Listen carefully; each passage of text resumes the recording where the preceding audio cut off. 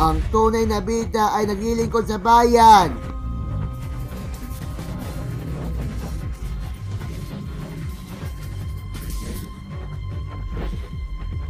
Walang inaatras sa laban.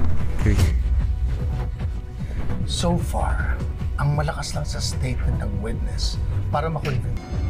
Faster. Bilis! Tanggalin mo to, please. Tanggap ang pagkakaiba. Wala ko lilis. Nakalagaan ko ang sarili. Ito yan, baby. Ang ganda ng umaga. Bawal maging nega. Busy si Ma'am Grace, okay? Nag-aasikaso every morning kay Doy papuntang school. Sorry. Bibilang ako 3, ha? Hinga ng malalim.